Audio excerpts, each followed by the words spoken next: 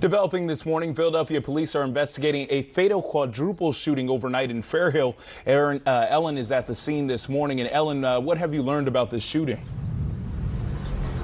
Well, good morning, Greg. Good morning, everyone. The last police officer just pulled away from the scene, but cleaners just came up to start clearing away the debris. Now, we're still trying to get more information from police, but this is what we can confirm at this point. 2 people, as you said, are dead and 2 others injured after the shooting here in the Fairhill section of Philadelphia. A police inspector tells us that 4 people were shot in all at about 3 o'clock this morning at 5th and Willard. Again, 2 of the victims are dead. 2 others were shot and remain in stable condition. Now, we don't know exactly the circumstances that led up to this shooting, but we can tell you that it all happened around a bar called the Dementi Lounge. So something may have happened inside there and then spilled out onto the street. We did see evidence markings and shell casings right outside the bar, and then again about 30 feet down the street. So clearly something happened either inside or outside just after that bar closed. Now, back out here, cleaners just arrived on the scene and they're getting ready to clean up. There's still blood in the area and some debris, so it clearly was a chaotic scene this morning. Now, police tell us they have no suspects in custody at this point, but as always, if you have any information, they're asking for the public's help, so please contact police immediately if you know anything, even if you think it's small. Greg? All right, Ellen, thank you very much. Also this morning, crews responded to a house fire in South Philadelphia. It happened around 4:30 this morning on the 1300 block of South 4th Street. Officials say the fire caused damage in one of 2 neighboring properties, but there were no injuries. A rideshare driver is recovering after police say she was shot during an attempted robbery in Fairmount.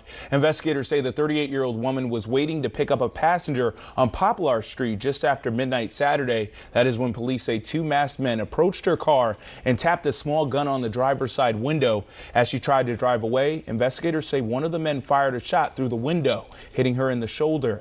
She was taken to the hospital and listed in stable condition. Police are still searching for the suspects.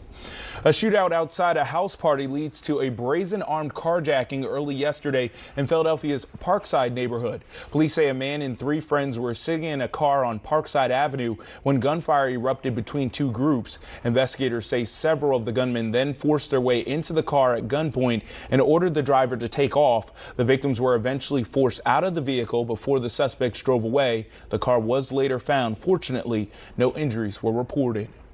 A 48-year-old woman is dead after a violent collision with a car while riding an e-bike in West Philadelphia. Police say the victim rode into an intersection with a red light and was struck by a Chrysler.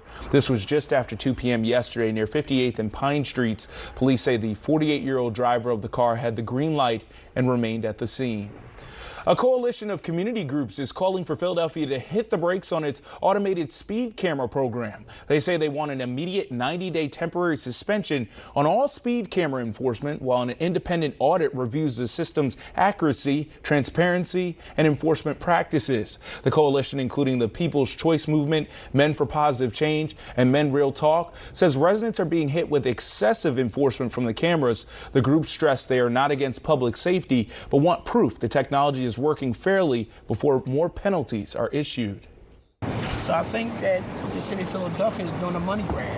It had nothing to do with safety. It had to do with them being aggressive when it comes to that dollar. So all we're saying is that the citizens of Philadelphia is really tired of being overtaxed. The coalition is calling for the public release of collaboration records, a third-party audit, public hearings, and greater oversight of the program. We reached out to the Philadelphia Parking Authority and are waiting to hear back. Philadelphia's summer of celebration is ramping up into full swing as the city preps for July 4th festivities to mark America's 250th birthday while hosting other major events. Construction is underway on the stage for the massive Unity concert for America in front of the Art Museum. The July 4th shows will be steps away from where World Cup fans are staging rallies just down the street in Fairmount Park. Philadelphia Mayor Sherrell Parker kicked off the newest event yesterday, Philly Fair 250. Philadelphians are soaking it all in. It's just so much to do in Philly. We're having a great time taking advantage of all of these free, wonderful events that's going on.